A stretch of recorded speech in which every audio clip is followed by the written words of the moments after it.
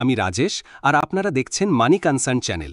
আজ আমি আপনাদের এমন একটি আইনের কথা বলবো যেটা হয়তো আপনার রাতের ঘুম কেড়ে নিতে পারে। ভাবুন তো, আপনার বাবা মায়ের কেনা জমি, আপনার ভালোবাসার বাড়ি, যেটার দেওয়ালে লেগে আছে আপনার শৈশবের স্মৃতি, যেটার উঠোনে খেলেছে আপনার সন্তান, সেটাই মোটে 12 বছরেই কাগজে কলমে অন্য কারোর নামে হয়ে যেতে পারে।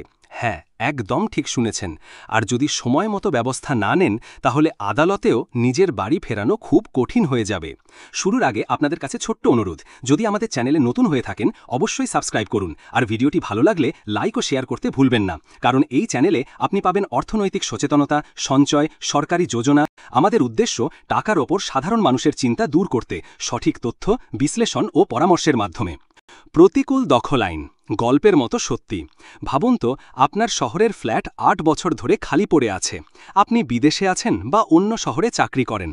হঠাৎ একদিন খবর পেলেন কেউ সেই ফ্ল্যাটে থাকছে আর কাগজে কলমে মালিকানা দাবিও করছে।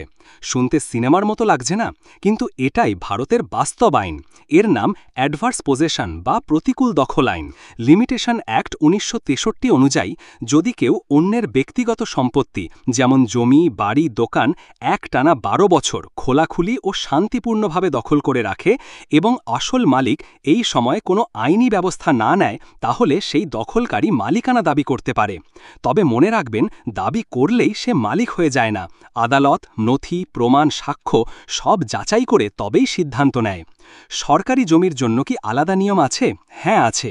ব্যক্তিগত সম্পত্তির জন্য সময়সীমা 12 বছর হলেও সরকারি জমির জন্য সময়সীমা 30 বছর। ধরুন কেউ রেলের কলোনি বা সরকারি ফাঁকা জমিতে ছোট্ট বস্তি বা দোকান তৈরি করে থাকল। সে 30 বছর অবিচ্ছিন্ন দখলে থাকলে মালিকানা দাবির সুযোগ পাবে। কিন্তু মনে রাখবেন, সরকারি জমি দখল মানেই মালিকানা নয়। সরকার চাইলে যে কোনো সময় সেই দখল সরিয়ে দিতে পারে। কুল দখল প্রমাণের জন্য কি কি শর্তগুলো পূর্ণ হতে হবে? 1. অবিচ্ছিন্ন দখল। একটানা কমপক্ষে 12 বছর থাকতে হবে। মাঝে মালিক আপত্তি জানালে সময় গণনা থেমে যাবে। 2. খোলাখুলি দখল। দখল লুকিয়ে নয়, সবাই জানবে আপনি সেখানে আছেন। গোপন দখল আইনে গণ্য হয় না। 3. মালিকের নিষ্ক্রিয়তা।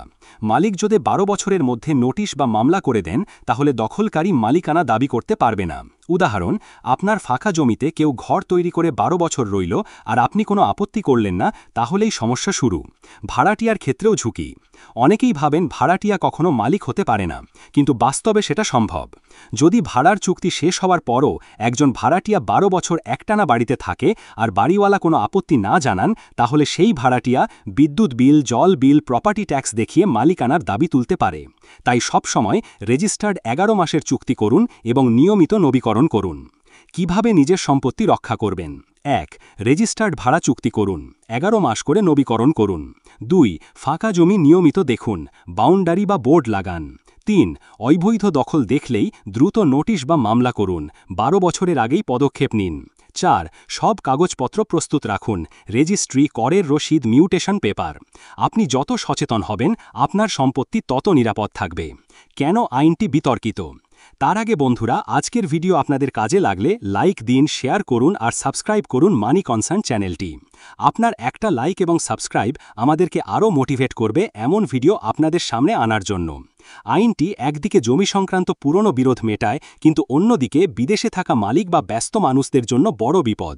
আপনি না জানতেই কেউ 12 বছর দখল করে আদালতে মালিকানা দাবি করতে পারে। তবে প্রমাণের দায় সব সময় দখলকারীর উপরেই থাকে।